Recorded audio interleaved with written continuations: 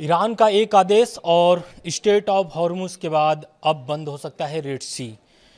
तो वहीं दूसरी ओर अमेरिका ने शुक्रवार को लगातार छठी रात ईरान पर एयर स्ट्राइक किया है, जिसमें भारत को बड़ा झटका लगा है। और वहीं ईरान के इमाम ने एक ट्रंप को बड़ी चेतावनी दे दी है। ट्रंप को चेतावनी यह है कि ट्रंप ताकत के दम पर स्ट्रेट ऑफ हॉर्मुज कभी भी नहीं खुलवा पाएंगे। नमस्कार, मैं हूं आनंद कुमार प्रजापति, आप देख रहे हैं दुनिया दरबार। तो सबसे पहले बात हम करते हैं अमेरिका का जो छठी रात जो एयर स्ट्राइक हुई है ईरान पर शुक्रवार को, ये कितना महत्वपूर्ण है भारत के लिए, कितना नुकसानदेह है भारत के लिए। इसलिए क्योंकि सब मामला जुड़ा हुआ है चाबहार पोर्ट से। दरअसल इस हमले की जानकारी और पुष्टि भी अमेरिकी रक्षा मंत्री ने खुद किया है, शेयर करके, ट्वीट करके। तो इस हमले का मैं पूरी विस्तार से आपको बताऊंगा कि मामला क्या है। दरअसल भारत के निवेश वाले चाबहार पोर्ट को फिर से अमेरिका ने निशाना बनाया है और हमले में पोर्ट के कंट्रोल निगरानी टावर को भारी नुकसान पहुंचा है। और ये ऐसा नहीं है कि ये अमेरिका का पहला हमला रहा होगा चाबहार पोर्ट पर, ये तीसरा हमला है अमेरिका का, जिससे भारत को बड़ा झटका लगा है। और अमेरिकी रक्षा मंत्री पिट हेगसेट ने कंट्रोल टावर के क्षतिग्रस्त होने की तस्वीर भी शेयर की है। ईरानी समाचार एजेंसी मेहर ने चाबहार पोर्ट और कंट्रोल टावर पर अमेरिकी हमले की भी पुष्टि की है। पिछले एक हफ्ते में इस टावर पर तीसरी बार हमला हुआ है अमेरिका का। अमेरिकी सेंट्रल कमांडर ने बताया है कि फाइटर जेट, ड्रोन और युद्ध पोतों से ईरान के इस कई सैन्य ठिकानों पर हमला किया गया है। अमेरिकी सेंट्रल कमांडर का कहना है कि हमलों में तटीय निगरानी केंद्र, एयर डिफेंस सिस्टम, सैन्य लॉजिस्टिक और समुद्री सैन्य ठिकानों को निशाना बनाया गया है। चाबहार पोर्ट इतना भारत के लिए अहम क्यों है? दरअसल चाबहार पोर्ट पे भारत ने निवेश किया है और भारत के निवेश पर चाबहार पोर्ट का निर्माण किया जा रहा है। भारत ने इसके विकास में निवेश किया है, चाबहार पोर्ट के विकास में, और इसका संचालन भारतीय company India ports global limited यानी कि IPGL कर रही है। यह बंदरगाह भारत को पाकिस्तान को बाईपास कर अफगानिस्तान और मध्य एशिया तक व्यापारिक पहुंच उपलब्ध कराता है। तो आप समझिए कि भारत को कितना बड़ा झटका लगा है, क्योंकि इस पोर्ट से, इस बंदरगाह से सीधे पाकिस्तान को बाईपास करके अफगानिस्तान होते हुए मध्य एशिया तक व्यापार होता है। और इस हमले से भारी एक तरीके से झटका लगा है भारत को। वहीं हम बात कर रहे थे, एक आपको इंट्रो में ही पहले हमने बताया कि एक आदेश, हूती विद्रोही जो है एक आदेश का इंतजार कर रहे हैं, ईरान का आदेश, और रेड सी भी बंद। दरअसल स्ट्रेट ऑफ हॉर्मुज में आपको भी पता है कि किस तरीके से तनाव की स्थिति बनी हुई है, और लगातार स्ट्रेट ऑफ हॉर्मुज में ईरान भी हमला कर रहा है और अमेरिका भी। और ये हमले इसलिए हो रहे हैं क्योंकि ईरान नहीं चाहता है कि अमेरिका का नाकेबंदी हो। अगर अमेरिका का नाकेबंदी होता है तो ईरान की जो जहाज़ें हैं वो स्ट्रेट ऑफ हॉर्मुज से नहीं गुजर पाएंगी। यही कारण है कि ईरान के जो सेना है IRGC, वो लगातार अमेरिकी जहाज़ों पर, अमेरिकी सेना पर, या फिर हम ये कह लें कि खाड़ी देशों में जो एयरबेस हैं उन पर लगातार हमला कर रहा है। वहीं स्ट्रेट ऑफ हॉर्मुज पर कंट्रोल पाने के लिए अमेरिकी सेना जो है, अमेरिकी नेविक जो है या फिर अमेरिकी सैनिक जो है, वो लगातार हमला कर रहे हैं कि स्ट्रेट ऑफ हॉर्मुज उनके कंट्रोल में हो जाए। लेकिन ईरान ने यमन के हूती विद्रोहियों से कहा है कि अगर अमेरिका ईरान के बिजली ढांचे पर हमला करता है तो वे बाल अब बंदेव स्टेट को बंद करने के लिए तैयार रहें। रॉयटर्स ने गुरुवार को सूत्रों के हवाले से यह जानकारी दी है। हूतियों के करीबी एक सूत्र ने बताया है कि संगठन ने रेड सी में जहाज़ों को निशाना बनाने की तैयारी पूरी कर ली है। इसके लिए बाल अल बंदेब के पास यमन के हुदैद और अदन की खाड़ी के ऊपर स्थित पहाड़ी इलाकों में मिसाइलों और ड्रोन तैनात कर दिए गए हैं। अब वे सिर्फ और सिर्फ हमले के आदेश का इंतजार कर रहे हैं और आदेश सिर्फ ईरान का। अगर ईरान का आदेश आ जाता है तो स्ट्रेट ऑफ हॉर्मुज के बाद रेड सी भी बंद हो सकता है, क्योंकि तैयारी हूती विद्रोहियों की पूरी हो चुकी है और मिसाइलें हों या फिर ड्रोन हो पूरी तरीके से तैनात है अदम की खाड़ी के ऊपर स्थित पहाड़ी इलाकों में। तो आप समझिए कि अगर बिजली फैसिलिटीज़ पर अगर हमला होता है ईरान के, तो ये कार्रवाई रेड सी में हूती विद्रोहियों द्वारा किया जा सकता है। ये तो हो गई हूती विद्रोही और अमेरिका और ईरान की अपडेट। हम बात कर लेते हैं पिछले 24 घंटों में 5 बड़े अपडेट क्या आए हैं। दरअसल ईरान ने एक बार फिर से अमेरिकी सैनिकों को धमकी दिया है, या फिर हम ये कह लें कि डायरेक्ट ट्रंप को फिर से चेतावनी दी है कि अगर ईरान की धरती पर ऑपरेशन अमेरिका चलाता है तो उसका क्या अंजाम होगा। ईरानी सांसद बेहनाम सहीदी ने अमेरिका को धमकी देते हुए कहा है कि अगर अमेरिका ने ईरान पर ज़मीनी हमला किया तो अमेरिकी सैनिकों का कत्लेआम कर दिया जाएगा।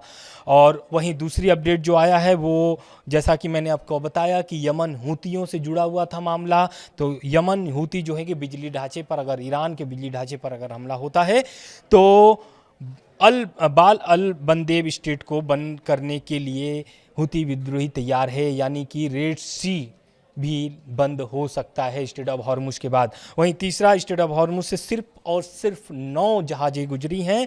समुद्री डेटा कंपनी कैपलर के आंकड़ों के मुताबिक बात करें तो बुधवार को सिर्फ 9 जहाज़ों ने हॉर्मुज पार किया है। मंगलवार को यह संख्या 13 थी। वहीं चौथी अपडेट की बात कर लें तो हॉर्मुज में भारतीय नाविकों की तैनाती नहीं होगी। भारत सरकार ने हॉर्मुज स्टेट से गुजरने वाले जहाज़ों पर भारतीय नाविकों की तैनाती फिलहाल रोकने के निर्देश दिए हैं। वहीं पांचवा अपडेट जो जुड़ा हुआ है वो कुवैत और बहरीन से जुड़ी हुई है। कुवैत और बहरीन में अमेरिकी ठिकानों पर ड्रोन हमला हुआ है और ईरान लगातार इनके एयरबेस को तबाह कर रहा है हमले से। ईरान ने कुवैत और बहरीन स्थित अमेरिकी सैन्य ठिकानों पर ड्रोन हमले किए हैं। ये 5 बड़े अपडेट हैं। और अब हम आ जाते हैं फिर से चीन और पाकिस्तान पर। चीन और पाकिस्तान क्यों चाहते हैं कि अमेरिका ईरान की फिर से वार्ता शुरू हो, क्योंकि देखिए हम आपको अपडेट पहले भी पहुंचा चुके हैं कि रूस और चीन से जुड़ी हुई एक लाइन थी ईरान से, जो सीधे कनेक्ट करता है रूस और चीन ईरान को, और उसी कनेक्टिविटी को तोड़ने के लिए अमेरिका ने रेल ब्रिज पर हमला किया था। उस हमले के बाद चाइना को झटका लगने के बाद एक बार चाइना ने फिर से प्रयास शुरू कर दिया है कि एक बार फिर से बैठकें इन लोग की शुरू हो जाए। अमेरिका और ईरान के बीच जारी तनाव के बीच चीन और पाकिस्तान ने दोनों देशों से वार्ता फिर शुरू करने की अपील की है। दोनों देशों का कहना है कि मौजूदा संकट का समाधान सैन्य कार्रवाई नहीं बल्कि बातचीत से निकलेगा। चीनी जो विदेश मंत्रालय के मुताबिक अगर हम बात करें तो शंघाई में गुरुवार को चीन के विदेश मंत्री वांग ही और पाकिस्तान के विदेश मंत्री इशाक डार के बीच हुई बैठक में पश्चिम एशिया की स्थिति पर चर्चा हुई। बैठक के दौरान वांग ही ने सभी पक्षों से युद्ध विराम समझौते यानी कि MOU का पालन करने और अपनी प्रतिबद्धताओं को पूरा करने का आग्रह किया है। उन्होंने कहा कि संघर्ष को बढ़ाने के बजाय संवाद की प्रक्रिया दोबारा शुरू की जानी चाहिए। तो ये तो रह गई भारत और पाकिस्तान की अपील कि अमेरिका और ईरान जो है फिर से वार्ता शुरू कर दे, लेकिन ये वार्ता इतना आसान नहीं है शुरू करना ईरान और अमेरिका के लिए, क्योंकि मामला पूरी तरीके से बिगड़ चुकी है। अगर हम 3 जुलाई के पहले बात करें तो ऐसा लगता था कि ईरान और अमेरिका के बीच सब कुछ ठीक हो चुका है, लेकिन बीच में आयतुल्लाह अली खामनेई के अंतिम संस्कार के बीच में ही ये हमला शुरू हो जाता है। ये हमला जो शुरू होता है ईरान के हमले के बाद से ही होता है। ईरान जो है कि स्ट्रेट ऑफ हॉर्मुज में 3 जहाज़ों पर हमला करता है, उसके बाद अमेरिका जो है कि अब तक ताबड़तोड़ ईरान पर हमला कर रहा है। अब हम बात कर लेते हैं कि ईरान के जो इमाम हैं वो ट्रंप को क्या धमकी दे चुके हैं। दरअसल धमकी भी ऐसा है जो एक तरीके से उनको या फिर हम ये कर लें कि ईरान जो है एक बार फिर से झुकना नहीं चाहता है, क्योंकि ईरान लगातार आप देख रहे होंगे कि लगभग 1 साल के ऊपर हो गए हैं और बीच बीच में सीज फायर भी हुए थे, लेकिन तनाव की जो स्थिति है वो अभी भी उसी तरीके से बरकरार है। लेकिन ईरान के जो धार्मिक शहर कोम के इमाम मोहम्मद सईदी ने एक तरीके से अमेरिकी राष्ट्रपति डोनाल्ड ट्रंप को चेतावनी दे डाली है और उन्होंने कहा है कि अगर वे ताकत के दम पर हॉर्मुज दोबारा खुलवाना चाहते हैं तो यह सपना उनके साथ ही दफन हो जाएगा। सईदी ने कहा कि हॉर्मुज तभी खोला जाएगा जब अमेरिका हमले बंद करेगा। उन्होंने ईरानी सैनिकों से युद्ध की रफ्तार बढ़ाने की अपील की है और मिडिल ईस्ट में मौजूद अमेरिका से जुड़े तेल कुओं और एनर्जी इंफ्रास्ट्रक्चर को निशाना बनाने की भी अपील की है। तो यानी आप समझिए कि जो ईरान के धार्मिक शहर से आते हैं, कौम से आते हैं इमाम मोहम्मद सईदी, इनके इस अपील से क्या चीज़ें और भी गंभीर हो जाएंगी, क्योंकि जिस तरीके से उन्होंने ईरानी सेना से अपील की है कि उनके अमेरिकी सेना पर लगातार हमले करते रहिए और साथ ही उन्होंने कहा कि जो उनसे जुड़े हुए तेल कुएं यानी कि तेल ठिकाने हैं उनको और एनर्जी इंफ्रास्ट्रक्चर को भी निशाना बनाए। तो अब देखना ये होगा कि इस बयान के बाद क्या प्रतिक्रिया होता है अमेरिका का, क्योंकि अमेरिका भी चुप नहीं बैठा है। अमेरिका लगातार ईरान पर हमले कर रहे हैं। वहीं अगर हम स्टेट ऑफ हॉर्मुज में शांति की बहाल की बात करें तो ईरान की सरकारी टीवी के मुताबिक IRGC की एयर